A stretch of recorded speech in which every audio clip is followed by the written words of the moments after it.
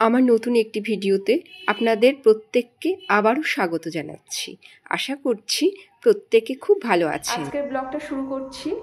9:15 বাজে এখন, মানে এই ঘড়িতে দেখছেন 9:15, বাট এখন 9টা বাজে, এটা 15 মিনিট ফাস্ট রয়েছে। তো বাবান গেছে পড়তে, ও 9:30টায় ফিরে আসবে। আর আজকে দারুণ এক্সাইটমেন্ট, কারণ অনেক দিন পর আমরা একটু বাইরে ঘুরতে যাচ্ছি। অ্যাকচুয়ালি আমাদের যাওয়ার কথা ছিল বাবানের ক্লাস 11-এর এক্সামের পরপরই, তো সুবীরের অ্যাক্সিডেন্টের জন্য আমরা যেতে পারিনি। তো সুবীর বললো যে চলো তাহলে 1-2 দিনের জন্য কোথাও যাই।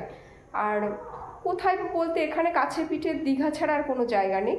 তো আমরা এই 2 দিনের জন্য দীঘায় যাচ্ছি। আপনারা জানেন যে বাবান ক্লাস 12-এ পড়ে, ওর সামনে কিছু এক্সাম রয়েছে, বিশেষত তো বোর্ডস তো রয়েছেই, তার আনুষঙ্গিক বিভিন্ন এক্সামগুলো রয়েছে, সেগুলো দেবে। তার জন্য এখন সেরকমভাবে সময় নেই হাতে, ওই 1-2 দিনের জন্য যেতে হবে। তো এই ভেবে আমরা দীঘায় প্ল্যান করলাম। আর প্রতি বছরই দীঘায় যাই।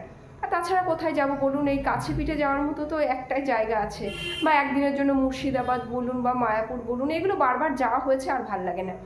তো সুবীর বললো যে তাহলে চলো দীঘায় চলো, ওর ভাল লাগবে। বাবান বিশেষত সমুদ্রে যেতে ভীষণ ভালোবাসে। তো যাই আগে রান্নাঘরে রাতের খাবারটা বানিয়ে নিই, মানে তরকারি করা আছে, শুধুমাত্র রুটিটা করলে হয়ে যাবে। তাছাড়া বাবানের ঘরটাও একটু গুছাতে হবে, ও তো এরকম আগোছালো করে চলে গেছে, আর সারা বাড়ি মেসি হয়ে রয়েছে। আমাকে আগে ঘর বাড়ি গুছিয়ে পরিপাটি হয়ে তারপর আমার মানে মোটামুটি সব রেডি করাই আছে, সেগুলো আবার ভাজ টাজ করে জামা কাপড়গুলো ব্যাগে ভরে নেব। তো যাই রান্নাঘরে। বাবান যখন ক্লাস 10-এ পড়ে প্রথমের দিকেই আমরা দীঘায় গেছিলাম, তারপর আর কোথাওই বেরোনো হয়নি। ওই 1-8 দিনের জন্য কাছে পিঠে একদিন গিয়ে চলে আসা, এরকম গেছি, আর সেভাবে যাওয়া হয়নি।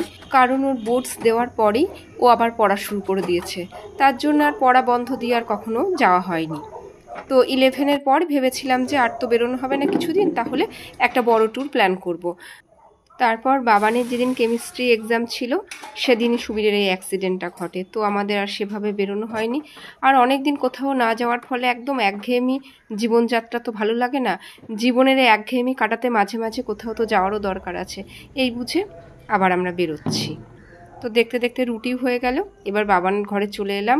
ও পড়তে চলে গেছে, পড়ছিল ওইভাবে সারা ঘরে বই ছিটিয়ে চলে গেছে। তো আমি এবার বই টইগুলো গুছিয়ে থুয়ে যাই। আর কোথাও গেলে দেখবেন তার কত যাওয়ার আগে থেকে যেমন শুরু হয় কাজ, আবার এসেও শুরু হয় সেগুলো গুছানো গাছানো পরিপাটি করা। তাছাড়া বাবান বাড়ি আসবে 9:30টার সময়, ও এসার সময় পাবে না, খেয়ে বেরোতে হবে।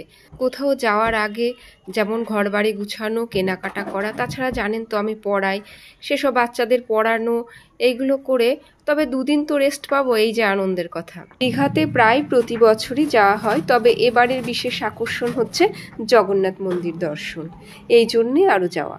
বাবানের ঘর গুছানো হয়ে গেছে, এবার আমার ঘরে চলে এসেছি। ব্যাগটা গুছিয়ে নিই। ব্যাগ গুছিয়ে আমি নিজে খেয়ে তারপর আবার রেডি হব, আর ওরা এলে ওদেরকেও আবার খেতে দিতে হবে। আমরা যেহেতু বাসে যাব, তাই সুবীর বলল ছোট ছোট ব্যাগ করো, যাতে রাখতে সুবিধা হয়। তো একটা ব্যাগের মধ্যে সমস্ত কিছু নিয়ে নিয়েছি, আর 2-1টা ছোট ব্যাগ হাতে নেব। ব্যাগ গুছানো প্রায় হয়ে গেছে, এবার আমি নিজে রেডি হয়ে নেব।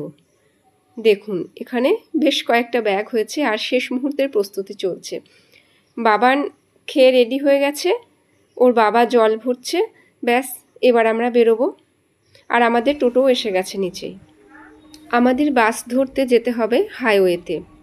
আমাদের বাড়ি থেকে প্রায় 10-15 মিনিট তো লাগবেই টোটোতে। এই 10টা 15 মতো বাজে, দুগ্গা দুগ্গা করে আমরা বেরোলাম। আমরা পৌঁছে গেছি, হাইওয়ের পাশে দাঁড়িয়ে রয়েছি। বাস ছিল 10:50-এ, বাস লেট হয়েছে। আর এই যে আমাদের সব আগে যেখানে রেখেছি, আর এই শপিং ঠাকুরই আর কি করে।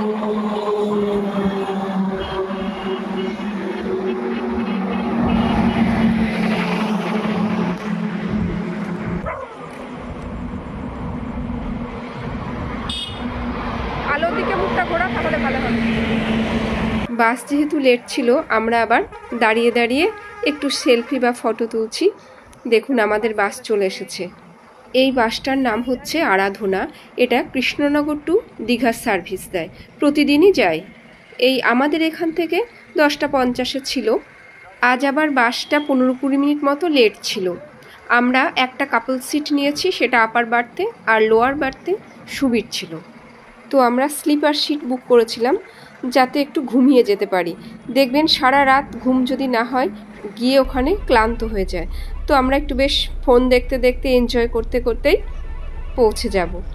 আর এই ফার্স্ট টাইম আমরা বাসে যাচ্ছি। আমরা প্রত্যেকবার বেশিরভাগই ট্রেনে যাই, নয়তো 4 হুইলার্সে যাই, তবে রাতে এই ফার্স্ট টাইম জার্নি আমাদের। তবে বেশ এনজয় করতে করতে কিন্তু যাচ্ছি আমরা। যেহেতু আমরা 3 জন যাচ্ছি, চেনা মানুষ নেই, বেশ একটু রোমাঞ্চকর অনুভূতি লাগছে। কিন্তু এই বাস বুকিং সম্বন্ধে যদি কোনো কোয়ারিজ থেকে থাকে তাহলে আমাকে কমেন্ট করে জানাবেন। আর ভিডিওটি তাহলে এখানেই এন্ড করছি। ভালো লাগলে একটা লাইক করে দেবেন, আর ভালো থাকবেন প্রত্যেকে। ফিরে আসবো নতুন একটি ভিডিও নিয়ে।